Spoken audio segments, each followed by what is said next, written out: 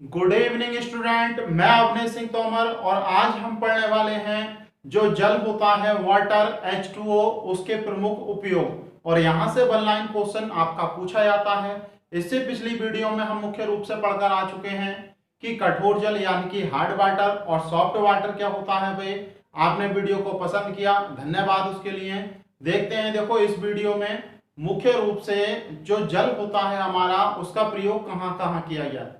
आपको देखो सामान्य रूप से ये तो पता ही है भाई कि हम उसका प्रयोग पीने के रूप में करते हैं, सही है। इसके अतिरिक्त और भी बहुत सारे उपयोग और इसके रूप हैं जहां से क्वेश्चन बन सकते हैं। तो आप वीडियो को बिल्कुल लास्ट तक देखें और लास्ट में अगर पसंद आती है तो कमेंट बॉक्स में लिखें और इस वीडियो को लाइक करें और ज्यादा से ज्यादा शेयर करें ताकि हर किसी को इस तरह की वीडियो का लाभ मिल सके। देखते हैं, देखो पिछली वीडियो में हम पढ़ चुके हैं कि कठोर जल क्या होता है और सॉफ्ट जल यानी कि मृदु जल क्या होता है। अब हम पढ़ने वाले हैं जल के प्रमुख उपयोग। देखो इसके उपयोग तो बहुत हैं लेकिन सभी उपयोगों के बारे में हम नहीं पढ़ेंगे, केवल जहां से हमारे क्वेश्चन बने हुए हैं या फिर बनने की संभावनाएं हैं केवल वहीं से पढ़ेंगे। भाई क्लियर है ये वाली बात। देखेंगे, देखो जो जल होता है H2O, सही है। जो H2O होता है उसके अणुओं के मध्य हाइड्रोजन बॉन्ड पाए जाते हैं। उसके जो अणु होते हैं, अणु के मध्य कौन सा बॉन्ड पाया जाता है? Hydrogen bond. ये बात हम पहले पढ़ चुके हैं। और इस कारण हाइड्रोजन के कई अणु, इस कारण हाइड्रोजन के कई अणु आपस में क्या हो जाते हैं भाई? संगुणित हो जाते हैं। मैंने आपको बताया भी था कि जल एक संगुणित द्रव है। संगुणित द्रव का मतलब है जिसमें कई अणु जुड़कर एक बड़ा अणु बनाते हैं। और ये जो संकुलित जल होता है, सही है, इसे हॉल एन लिखते हैं। ये मुख्य रूप से साधारण ताप नॉर्मल टेम्परेचर पर किस अवस्था में पाया जाता है भाई? द्रव। और द्रव रूप में, इसी रूप में, क्योंकि कई रूप हैं जल के, वाष्प के रूप में भी मिलता है हमें ये द्रव के रूप में भी मिलता है और बर्फ में ठोस के रूप में भी मिलता है। जैसे मैं आपको बताऊं कि साधारणता जो जलखंड होते हैं जैसे समुद्र हुए, आपके नदियां हुई, तालाब हुई, इन सभी में तो जल के रूप में मिलेगा। लेकिन उत्तरी ध्रुव और दक्षिणी ध्रुव और ऊंचे ऊंचे पर्वतों पर ग्लेशियर यानी कि बर्फ के रूप में आपको मिलेगा और वायुमंडल में ये जल वाष्प के रूप में मिलेगा।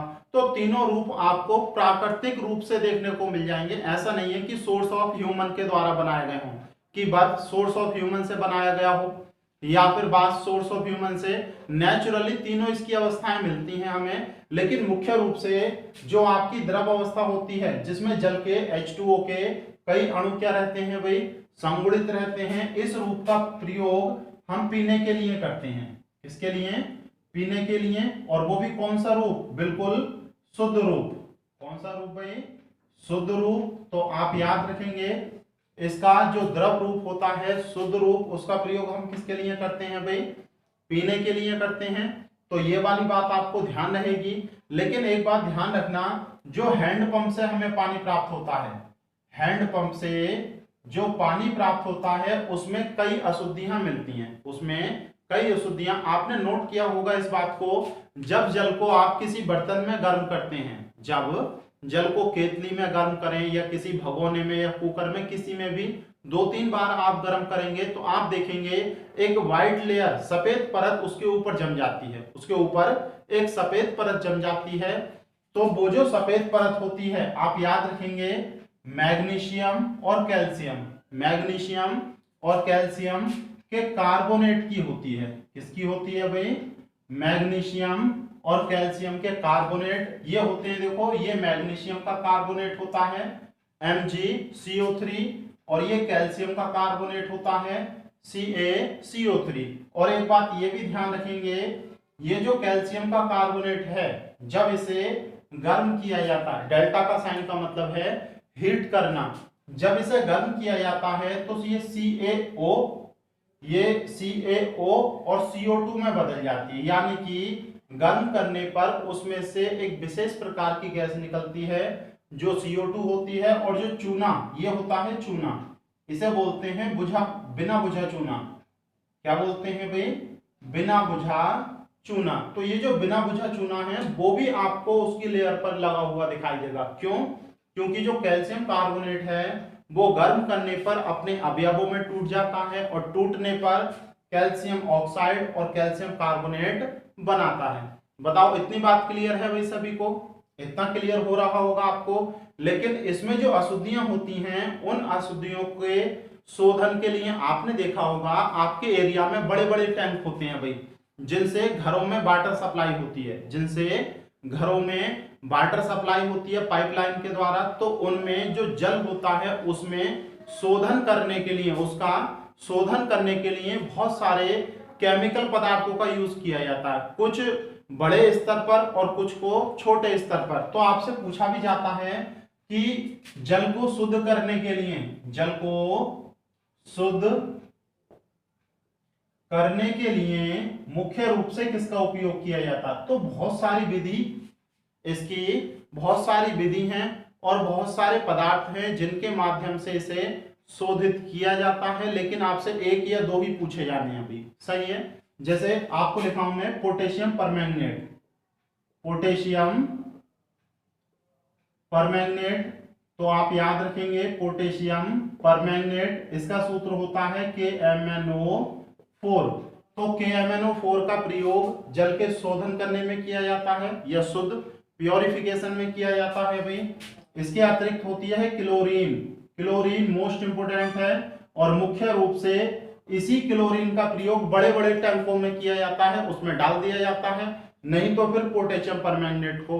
तो इनसे जल शोधित हो जाता है, जो भी अशुद्धियां होती हैं थोड़ी बहुत वो क्या हो जाती हैं, बिल्कुल दूर हो जाती हैं।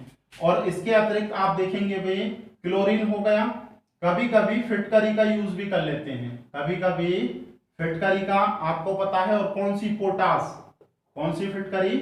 फिटकरी के कई प्रकार होते हैं, ये पोटास फिटकरी जो जनरली आप यूज करते हैं घरों में भी, K2SO4 डॉट Al2SO4 का होल थ्राइस डॉट 24 H2O, ये होती है पोटास फिटकरी।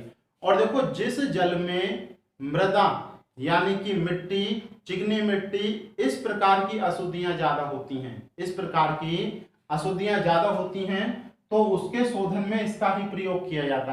जब मैं आपको अपक्षेपण या स्कंदन पढ़ा रहा था, आपको याद होगा भाई जब हम कोलाइडी विलयन पढ़ रहे थे, तो कोलाइडी विलयन में एक चैप्टर पढ़ाया था मैंने स्कंदन, सही है? स्कंदन एक टॉपिक पढ़ा था, उसमें हम पढ़ रहे थे हार्डी और सुल्जे का नियम। हार्डी और सुल्जे के नियम के अनुसार इसमें एल्यूमिनियम +3 आयन है जो ऋणावेशित कोलाइडी विलयन या ऋणावेशित कोलाइड जो होते हैं, ऋणावेशित, देखो ये जो मैं लाइनें बोल रहा हूं ये केवल आपको तभी समझ में आ सकती हैं जब आपने कोलाइडी वाला चैप्टर पढ़ा हो।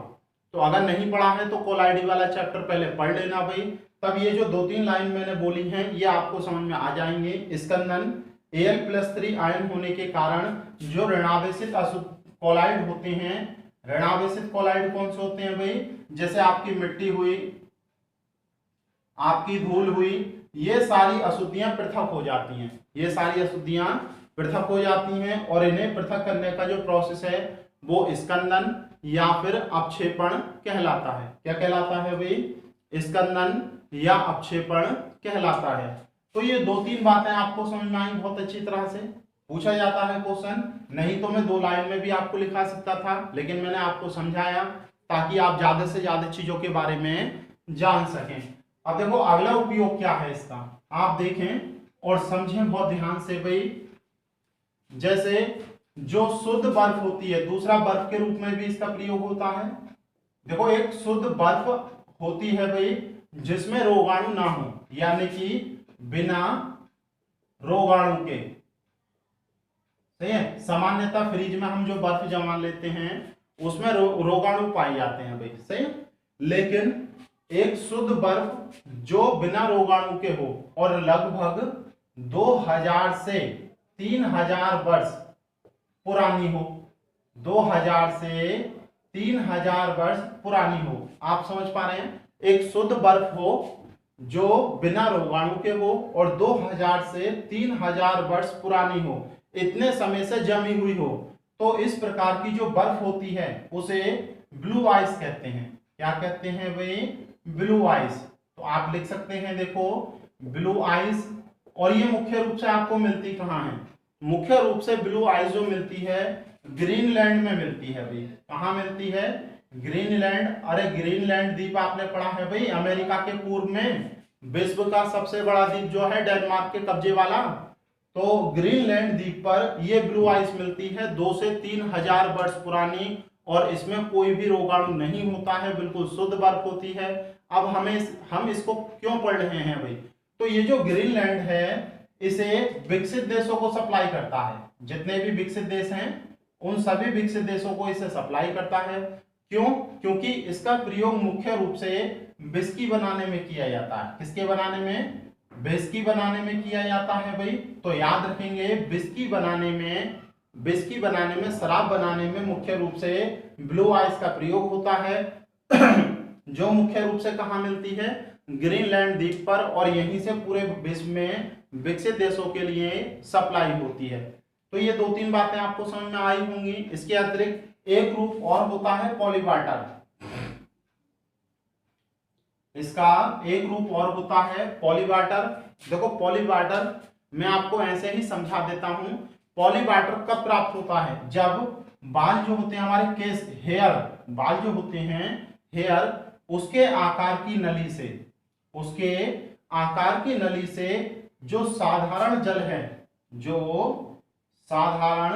जल है उसे प्रवाहित कर दें। तो इस नली से प्रवाहित करने के पश्चात जो जल प्राप्त होगा उसे पॉलीवाटर कहेंगे। उसे क्या कहेंगे भाई? और ये पृथ्वी पर बहुत ही खतरनाक पदार्थ माना जाता है। तो याद रखेंगे पॉलीवाटर क्या होता है भाई? पॉलीवाटर केस नली की या फिर बालों के आकार की नलियों से प्रवाहित करने के पश्चात साधारण जल जो प्राप्त होता है उसे पॉलीवाटर कहते हैं। और ये प्रयोग करने लायक बिल्कुल नहीं होता है। इसे धरती पर सबसे खतरनाक पदार्थ होने का भी दर्जा प्राप्त है, तो बहुत ही घातक होता है। इसीलिए आप याद रखेंगे भाई इसके बारे में। तो ये इसके कुछ प्रमुख उपयोग थे, आपको याद रखने हैं भाई। इसके बाद देखो अगला हम पढ़ रहे हैं टॉपिक। देखो आपको अगर याद हो तो पीछे हमने जल के कुछ प्रमुख आप वो पढ़े थे भाई, जैसे ड्यूटेरियम, सही है, ट्राइटियम और हाइड्रोजन। ये 3 मुख्य रूप से पढ़े थे, सही है। आपको याद होगा भाई ये तीनों के तीनों जो समस्थानिक थे हाइड्रोजन के ही तो थे। तो ये तो हमने पढ़ ली। देखो H2 हमने पढ़ ली और हमने H2O पढ़ लिया। H2 हमने पढ़ ली और H2O पढ़ लिया। इसी प्रकार से ये होती है D2, भारी हाइड्रोजन। तो याद रखेंगे भारी हाइड्रोजन की जो गैस है, जैसे H2 के रूप में पाया जाता है, वैसे ही ड्यूटेरियम कहते हैं इसे। ये तो याद होगा आपको। अरे आपने स्टार्टिंग की वीडियो पढ़ी है तो आपको पता होगा ड्यूटेरियम होती है। और ये जब गैस के रूप में होती है D2, तो इसकी खोज 1931 में की थी। 1931 में इसकी खोज की गई थी। 2-3 वैज्ञानिक थे। देखो एक तो यूरे थे, एक ब्रिकबैंड थे, यूरे, ब्रिकबैंड, सही है, और एक थे आपके मर्फी। एक वैज्ञानिक थे मर्फी। तो ये 3 वैज्ञानिक थे, यूरे, ब्रिकबैंड, मर्फी। इन तीनों ने मिलकर D2 ड्यूटेरियम गैस यानी कि भारी हाइड्रोजन गैस की खोज की। याद रखना किसने? यूरे ने, ब्रिकबैंड ने और मर्फी ने। इन तीनों ने मिलकर D2 की खोज की थी। और हाइड्रोजन का मैंने ऑक्साइड बताया था आपको, H2O। उसी प्रकार से ड्यूटेरियम का ऑक्साइड होता है D2O। उसी प्रकार से ड्यूटेरियम का ऑक्साइड होता है D2O। क्योंकि हाइड्रोजन को भारी हाइड्रोजन कह रहे हैं इसे हम, तो इसे कहते हैं भारी जल। इसे किस नाम से जाना जाता है भाई? भारी जल। तो आप याद रखेंगे D2O यानी कि हाइड्रोजन के समस्थानिक ड्यूटेरियम के ही ऑक्साइड को क्या कहा जाता है भाई? भारी जल के नाम से जाना जाता। और इसकी खोज 1932 में हुई थी। कब हुई थी भाई? 1932 में। ये जो वैज्ञानिक हैं इन्होंने ही की थी, यूरे। और इनके एक मित्र थे बाशवर्न, सहयोगी बाशवर्न। तो इन दोनों ने मिलकर ड्यूटेरियम D2O की खोज की थी। और ये बहुत ही उपयोगी पदार्थ है भाई, ये बहुत ही उपयोगी पदार्थ है, आपको ध्यान रखना है। ये जो यूरे हैं 1934 में, देखो ड्यूटेरियम की खोज में भी इन्होंने अपना योगदान दिया है। ड्यूटेरियम के ऑक्साइड यानी कि भारी जल की खोज में भी इन्होंने योगदान दिया है। तो इन दोनों खोजों के लिए 1934 में इन्हें नोबेल प्राइज भी मिला था भाई। तो याद रखना, नोबेल पुरस्कार यूरे ने D2 और D2O की खोज के लिए खरीदा था। सॉरी, खरीदा नहीं था भाई, प्राप्त किया था या इन्हें मिला था।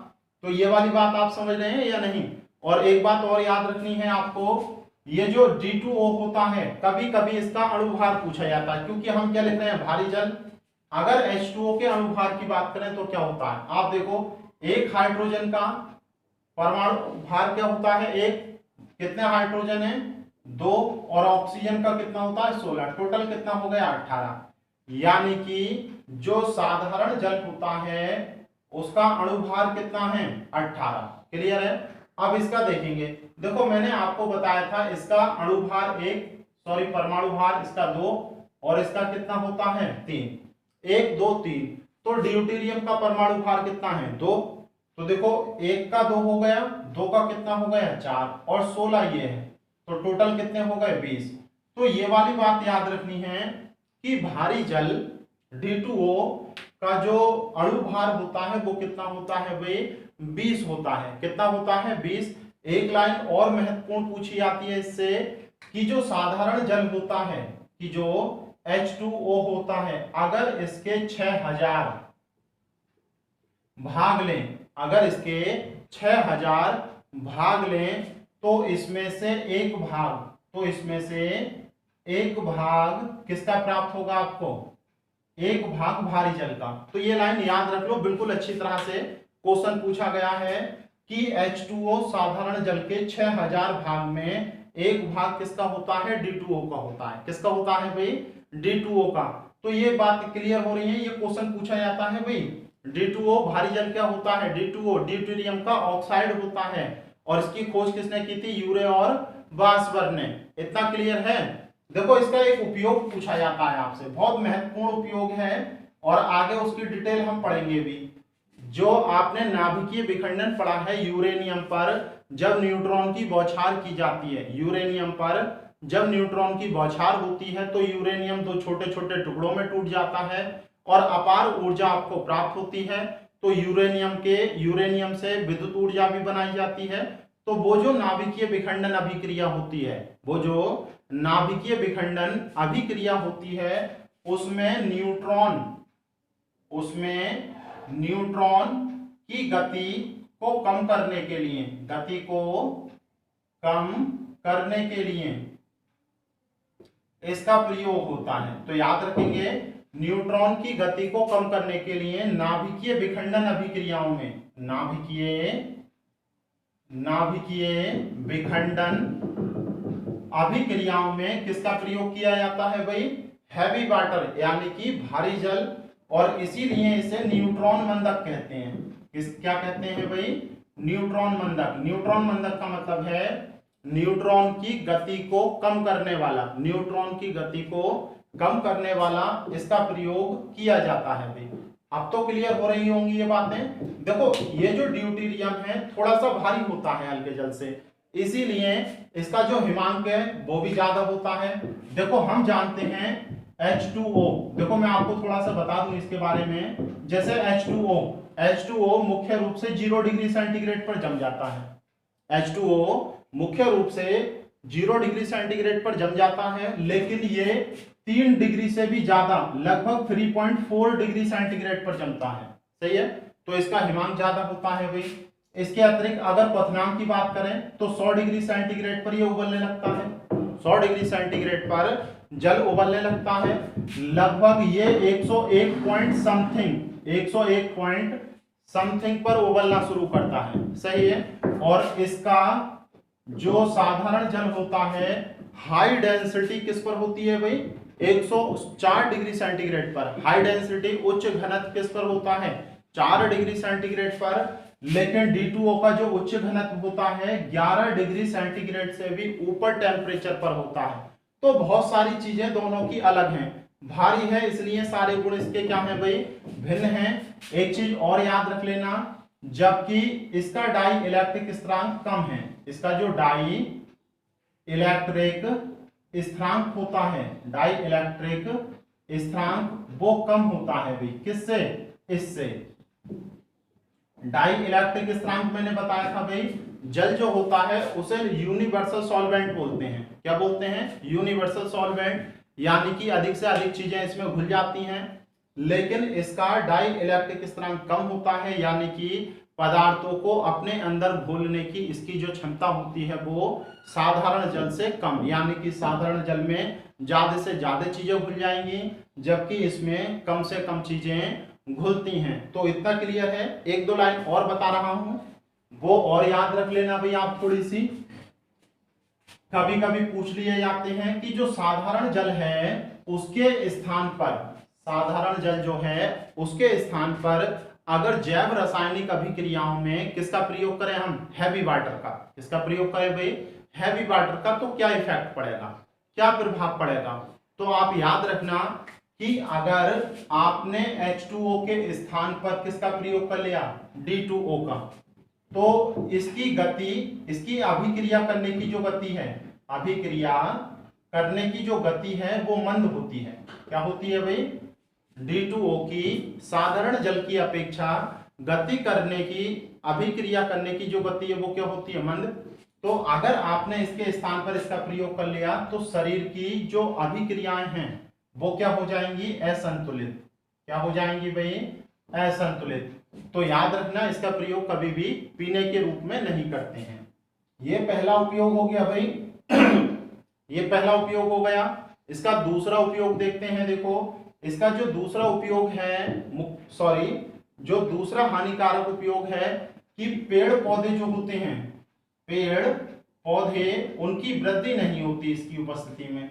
अगर इसे आप पानी के रूप में लगा देंगे तो पेड़ पौधों की वृद्धि इसके रूप में नहीं होगी। आप याद रखना। देखो इसके अतिरिक्त और क्या याद रख सकते हैं आप, इसके अतिरिक्त एक बात ये भी याद रख सकते हैं, जो बीज होते हैं, बीज उनका अंकुरण भी नहीं होता है, उनका अंकुरण भी नहीं होता है इसकी उपस्थिति में। और जो छोटे छोटे जीव होते हैं, जैसे टैडपोल के रूप का नाम आपने सुना होगा, तो वो जीव आदि इसमें मर जाते हैं। जो छोटे छोटे जीव होते हैं टैडपोल आदि, वो इसमें क्या हो जाते हैं, मर जाते हैं। और भारत में इसका जो निर्माण किया जाता है, भारत में भारी जल यानी कि D2O का जो निर्माण होता है वो मुख्य रूप से गुजरात के बड़ौदरा में, कहाँ होता है भाई, बड़ौदरा में होता है, और गुजरात के कोटा में होता है, पंजाब के भाखड़ा नागल डैम का नाम सुना होगा आपने, भाखड़ा नांगल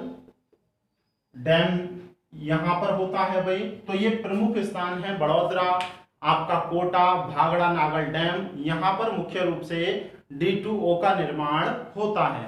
तो इतनी बात क्लियर हो गई। अगले वीडियो में हम पढ़ने वाले हैं हाइड्रोजन परऑक्साइड, बहुत ही मोस्ट इंपोर्टेंट टॉपिक है भाई। और आपने देखा होगा, देखो सिर पर कलर करने के लिए एक पदार्थ लगाया जाता है और दूसरे कलर के बाल हो जाते हैं, तो बालों का रंग उड़ाने के लिए मुख्य रूप से H2O2 का प्रयोग किया जाता है, हाइड्रोजन परऑक्साइड। तो अगली वीडियो में हम उसे पढ़ने वाले हैं। और इस वीडियो को, अगर ये वीडियो आपको पसंद आई हो तो ज्यादा से ज्यादा शेयर करें, लाइक करें और कमेंट करके लिखें भाई आपको ये वीडियो कैसी लगी। अगर चैनल पर हमारी पहली बार है तो आप चैनल को सब्सक्राइब कर लें और राइट साइड में बेल आइकन के बटन को प्रेस कर लें, ताकि हमारा नोटिफिकेशन सबसे पहले हर वीडियो का आपके पास पहुंच जाए। धन्यवाद।